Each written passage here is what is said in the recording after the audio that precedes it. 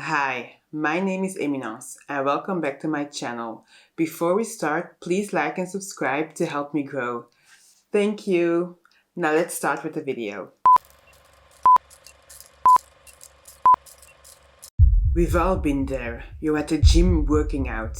You have a personal program you're following. This means no time to waste. You do your first exercise, your second, and then for your third exercise you walk over to the machine you need, but it's occupied. Before we go any further, it is important to know that at the gym, it's all about you.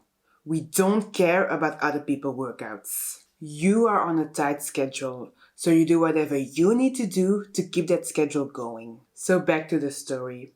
You have a few options when you find yourself in that situation. 1.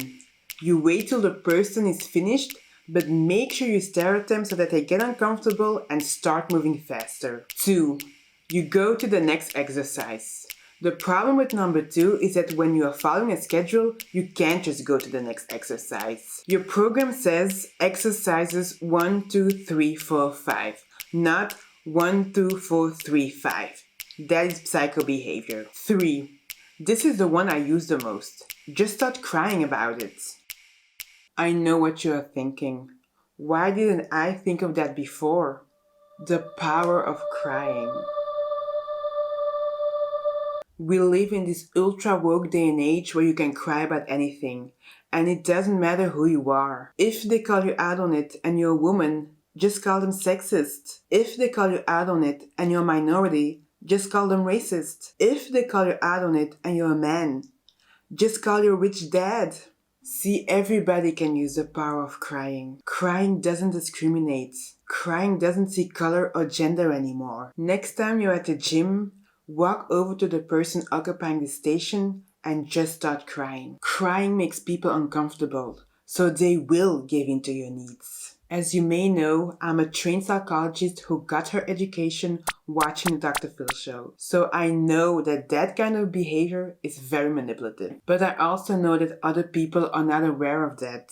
And what they don't know can't hurt them. So you're not doing anything wrong. And if they are aware of it, they don't want you to cause a bigger scene. You've already made them extremely uncomfortable, so they will leave the station. If they keep calling you out on it, just say you are exercising your rights. If they ask you what rights, just start crying. You shouldn't be pressured into giving somebody an answer to why you're crying for no reason other than your entitlement. That person might be on a schedule too. But remember, at the gym, it's not about them. It's all about you. You need to do exercise number 3 right now. If they keep on asking you why you're crying and don't leave the station, first of all, that's rude. Somebody is crying and you just ignore them? But if they don't leave immediately and ask you for a reason, just give them a story that's going to come true in the future. Something like, I need to do this right now because I only have a few more days to live and this is the only thing that brings me joy. Chances are they are going to interpret that as you are going to die in the next 3 months, when all you said is, I only have a few more days to live.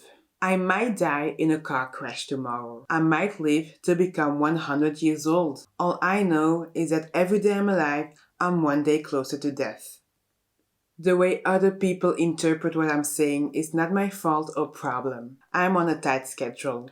I need to do exercise number 3. And the beauty of telling a vague story that is going to come true in the future is that you are not lying. You are actually telling a future truth.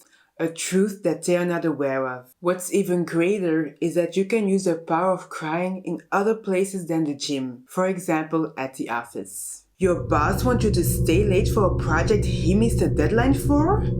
Just start crying. He calls you out on it? If you're a woman, just call him a sexist. If you're a minority, just call him a racist. If you're a man, tell him it's 2021 and it's okay for men to cry.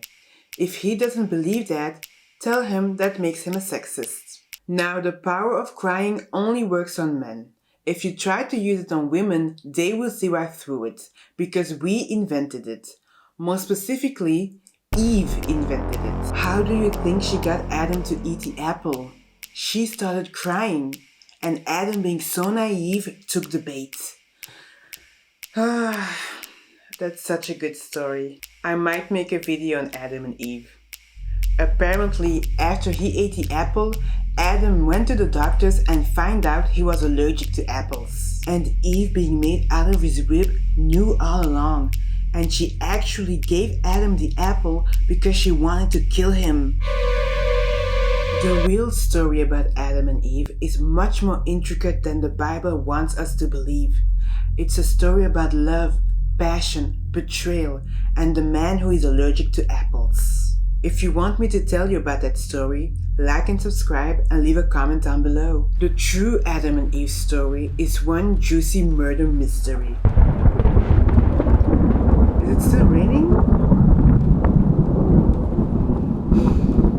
Now, this behavior is much easier to apply on a daily basis if you are a sociopath. I will leave a link in the description on how to become a sociopath.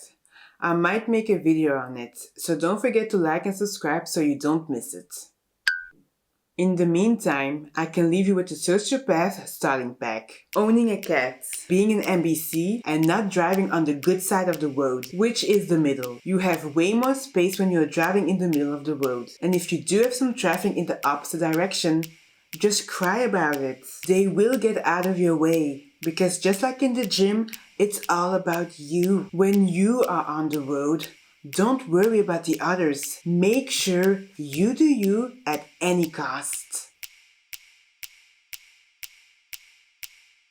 So this is my gym hack. I have more hacks like this for going to the grocery store, sleeping, or breathing air. If you want to see more videos like this, don't forget to subscribe.